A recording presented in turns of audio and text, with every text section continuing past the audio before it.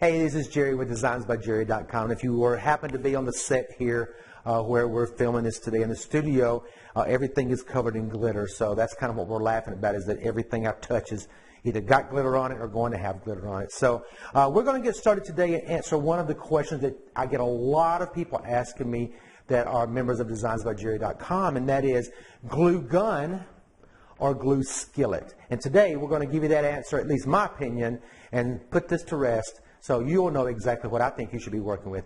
Stick with us. We'll be right back.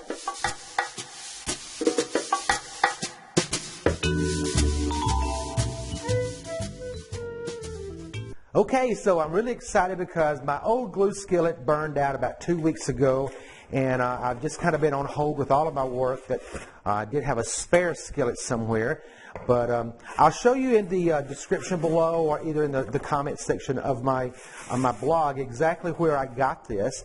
But this is a great skillet. It kind of looks like an electric skillet that your grandmother used to use whenever she would cook country dinners with. I know here in the South we'd have fried country steak, and my grandmother would always use this big version of this skillet to cook that. But this is a small version. It's about 7 inches, and it's made just for Florist. And it's for us to use to melt our glue in. Okay, so the unboxing has finished. I've got everything plugged in now. It does take some time for all of this to warm up. If you've ever worked with a glue gun, you know you need to plug it in quite a while before you're ready to use it. Especially this one. This is a low temp glue gun. I guess we'll start with that one. I like these because they're very safe. So particularly if you're working with children, this is the one you definitely want to go with. But it just doesn't seem to put out enough glue quick enough for me as far as my work is concerned. So there's a lot of sitting and waiting on the glue to melt again. So I'm not real crazy about the low temps, but for what some people do, that's all you're going to need. Then there is a high temp glue gun, which is one I do like to work with. However, the problem with that is that it's so high temp that if you get that glue on your fingers, which you will if you work with it, I promise you, you're going to get it on your fingers. You're going to drip it on you at some point in time or several times. It's going to burn. It's going to burn really bad. And a lot of times it will actually peel the skin off if you leave a blister. So that's the reason against using the high temp glue guns, is that quite honestly it's just dangerous. So, you know, once again, whatever works for you, but those are my opinions. Then we have what's called the glue skillet, the electric glue skillet. This one is by Shore Bonder. It is a 7-inch square. It's a little electric skillet. Now here's what I like about this is that you can adjust the temperature level. So according to what you're doing will determine the thickness of the glue that you're working with. Now the glue, many different makers out there. This is made by Oasis, and these are glue pillows. You just drop them into the glue skillet and give it a few minutes, and this glue will melt down to be a liquid for you. Now the trick is, how thick do you want that liquid to be?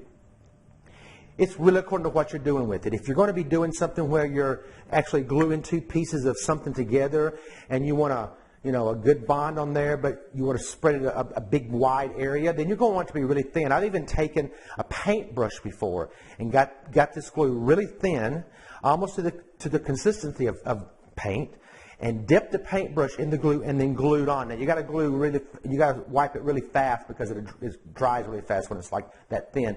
But the point is that it's according to what you're doing as to the consistency and the thickness that you want this to be. A lot of times when I'm working with my wreaths, because everything is up like this, and I'm putting glue on, and things tend to want to fall, so I want the glue to be thicker so it dries faster. So I can adjust the temperature here to how I want that glue to react for me according to what I'm doing with it. So that is one reason I really love this right here.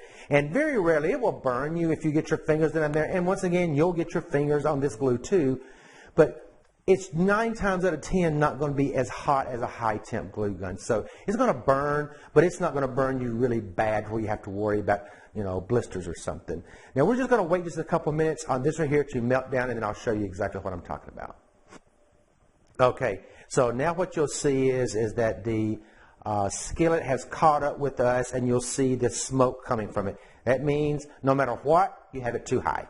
So you're going to learn to where the melting temperature is on this glue skillet, and what temperature level you want it to be for what you want to do. But you can see now, I always work with the wooden spoon to stir the stuff up with, and you can see all the glue on the wooden spoon. Now here's the great thing about this glue also. Whenever we're finished, we just turn the glue pot off, the glue hardens back into skillet, and we don't lose any glue. So then next time when we get ready to come back to work, we just turn the glue pot on, all the glue that's in here melts, and we're ready to go to work again.